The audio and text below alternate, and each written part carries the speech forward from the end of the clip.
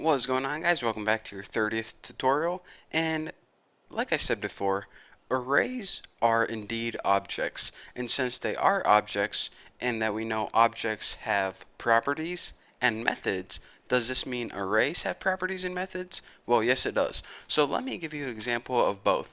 The first thing we need to do is obviously create an array. So let's go ahead and create an array called dudes, and we'll just set this equal to new array, and we'll make this the easy way.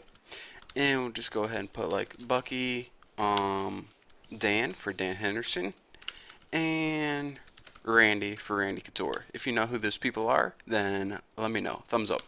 So we go ahead and we made an array. So let's go ahead and take a look at some of the properties.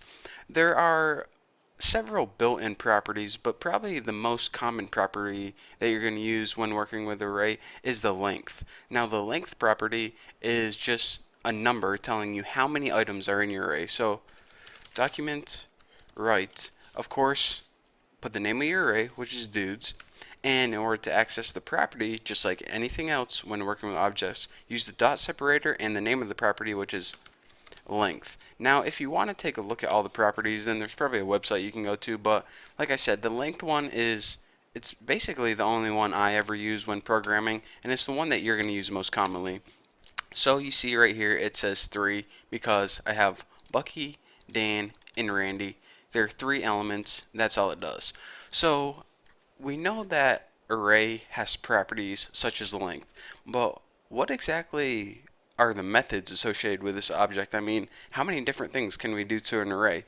Well, in order to use some of the methods, you typically need another array, and that is because a lot of the methods deal with either combining the arrays or adding one array to another one or sorting through an array. So let's go ahead and create another array right now so we can go ahead and take a look at an example. So we already have a array called dudes. Let's go ahead and make another array called chicks and set equal to new, easy caps lock, new array, and set this equal to 3 girl names.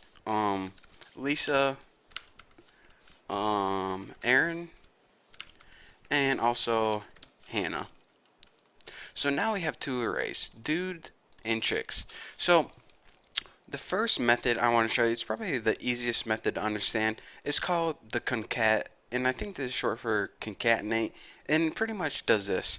It takes 2 arrays and adds them together, and it creates an entirely new array. So let's go ahead and create a new array called people, and we're going to set this equal to, it's pretty much going to combine this array with this array. But you're saying, alright, how do I know what order it combines them in and how the elements are listed?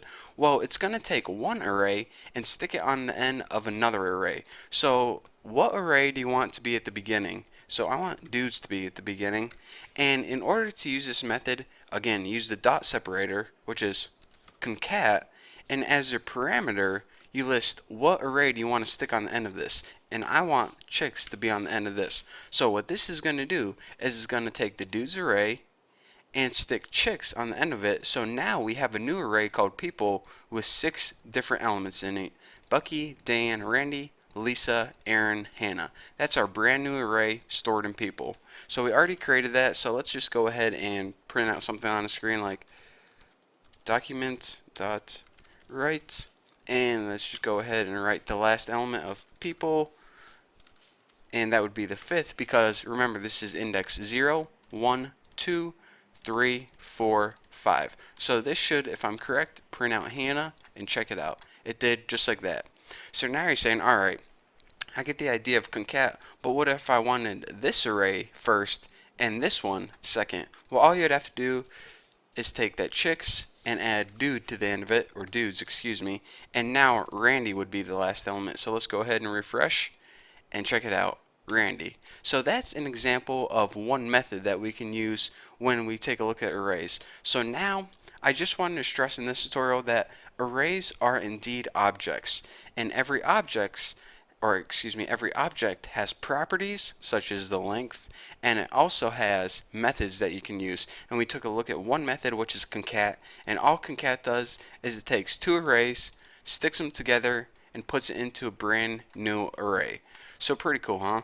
So that is what I want to talk to you guys about in this tutorial. In the next tutorial, I'm going to be talking more about some other array methods, and they're going to be a lot more useful, and trust me, there's a lot to learn when it comes to array methods, so you definitely don't want to miss out on it. So thank you guys for watching. Don't forget to subscribe, and I'll see you guys in the next tutorial.